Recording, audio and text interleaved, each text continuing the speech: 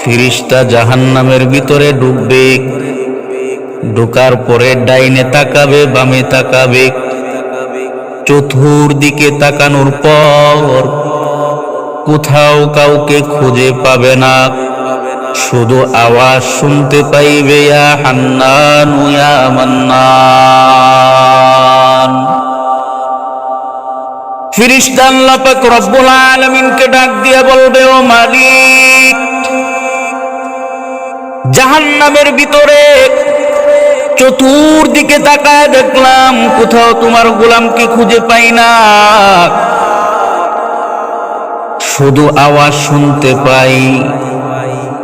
কারণ ওই মানুষটা তো আর মানুষের আকৃতি নাই, হাজার হাজার লক্ষ লক্ষ বছর জাহান্নামের আগুনে জ্বলার কারণে ওই মানুষটা পুরে কয়লা হয়ে গেছে, কয়লা।